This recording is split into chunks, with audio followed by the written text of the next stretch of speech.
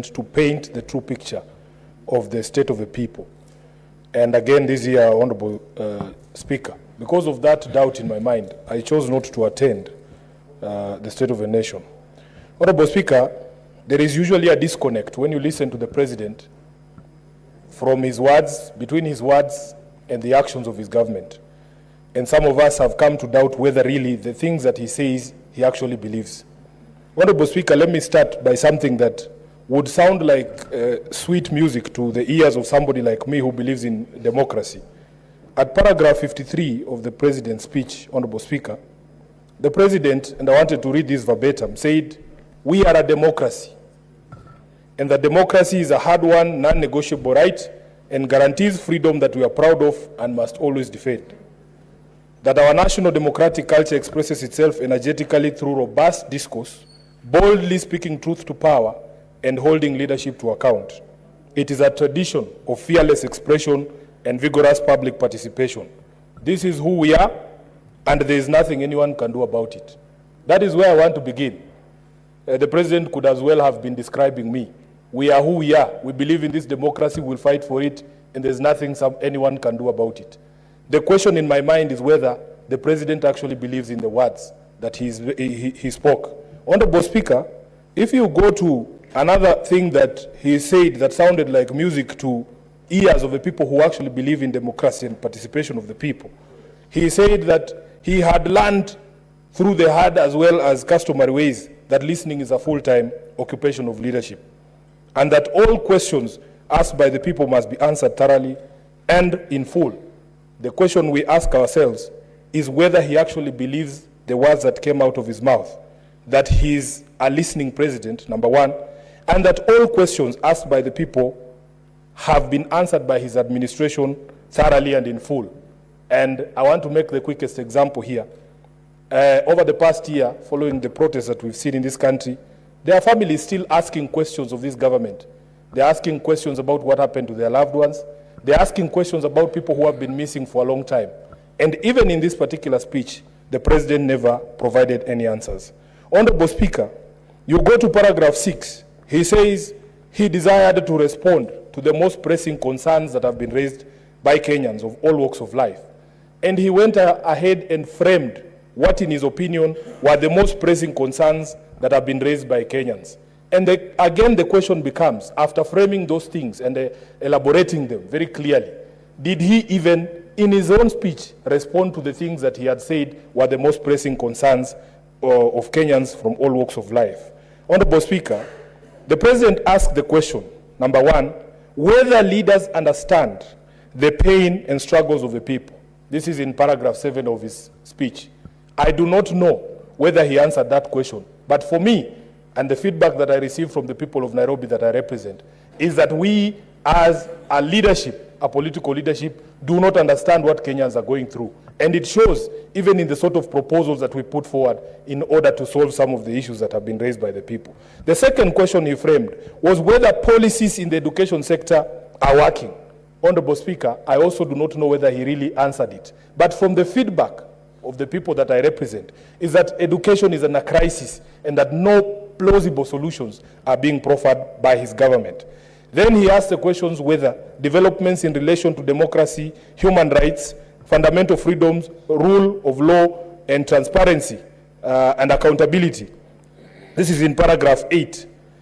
Whether the direction of developments in relation to these issues is positive or negative. Again, Honorable Speaker, I don't know whether he answered it, because in the speech, I personally did not find an answer that is a true reflection of the situation on the ground, and some of the issues that Eddie has spoken here to point to a direction in direct opposite from the direction we should be going when it comes to issues of democracy, human rights, fundamental freedoms, the rule of law, transparency, and accountability. He also asked the question whether policy and his administration is only in furtherance of service delivery or just in aid of political strategy. Many people that I speak to, Honorable Speaker, believe that everything this administration does has nothing to do with the lives of Kenyans. They are only looking for the political outcomes, and especially putting the president in a position that he can vie for re-election in 2027. Honorable Speaker, then of course, as I expected, he spent a considerable amount of time looking back to the situation that he inherited when he came into power. And this is again something that even in my previous debate on his speech last year, we said we want to encourage this administration to be forward-looking. Yes, we understand the situation that was obtaining in September of 2022, but you are halfway through your presidency, Mr. President. You cannot still be talking about the war in Ukraine and the strictures of supply chain during or out of the war in Ukraine. We want you now to move forward, because at this particular point in time, you cannot still be talking about 2022 and telling us that you have laid firm foundations that maybe many of us do not see. Honorable Speaker, of course there were issues with some of the figures that were being thrown around in his statement. For instance, he claimed that inflation at the point he took over in September of 2022 was at 9.6%. Massaging of those numbers, whether it is by a small margin or not, is aimed to achieve a certain end, that the perspective is to be painted that he inherited things that were so bad, but that he has brought them back to life. In fact, statistics from the Kenya National Bureau of Standards show that inflation was at 9.1. A difference of 0.5 is not a small difference. Honorable Speaker, he also made a very bold claim that the foreign exchange revenues the foreign exchange reserves have risen to the highest in the last 10 years. That is just not true. If you look at the CBK report, Honorable Speaker, the highest we have had in terms of foreign reserves was 10.01 billion shillings as at 30th of May 2019, which was less than 5 years ago. So it simply is not true that the reserves are at the highest in the last 10 years. Then there is a claim that even the majority leader has tried to repeat here. He made a very clear pronouncement that the Social Health Authority will pay all October claims. In fact, he said by the end of this week or during this week. Honorable Speaker, I heard the majority leader saying he saw a list somewhere indicating that hospitals have been paid. I can confirm here, Honorable Speaker, that that money has not been paid as we talk today. Honorable Speaker, then there was this issue that Senator Khalwale alluded to of a standing ovation. Personally, I was embarrassed for all my colleagues who were present in the House that day, because I believe personally that you are not supposed to expect praise for doing the right thing. You are not supposed to expect praise for doing the right thing. This is something that Kenyans have raised objection over for the past few months. And I want to thank my colleagues in this House, especially Senator Onyonka, who has stayed on business on this question of the PPPs involving Adani. They say that where there is smoke, there is fire. There were always signs, Honorable Speaker, and all these signs were brought to the attention of the public and to the attention of the administration. There was a point at which Adani's accounts in Switzerland were frozen, and we brought it up in committee, the Committee of Transport, when we were discussing the JKIA deal. But nobody was listening to us. As late as hours before the President's address, the Cabinet Secretary for Energy was appearing before the Energy Committee of this House. And he was insistent that even in light of the new information that he had gotten of the indictment in the US of the Adani directors, that the thing would still go on. Honorable Speaker, if there is something that we have learned about the Adani debacle, is that if we stick to the principles in Article 10 of the Constitution, we will never get it wrong.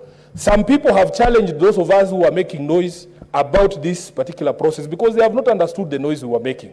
We were saying the Constitution requires that if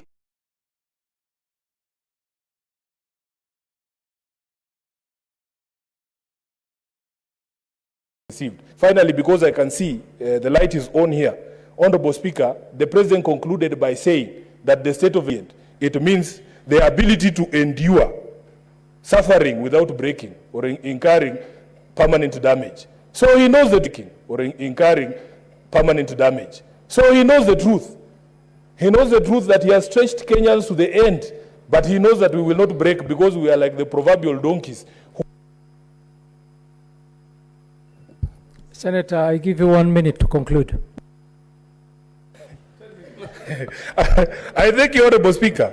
I was saying that the synonyms that I saw for resilience is a person who has ability to endure suffering without incurring permanent damage or loss. So, Honorable Speaker, he knows that Kenyans are suffering, but that somehow he has discovered that we are resilient, we can take more and more punishment without breaking.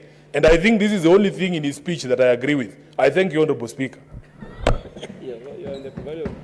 Senator Cherargei.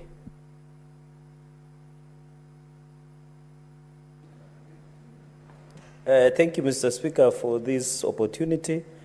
I want to thank the President for delivering this State of the Nation address.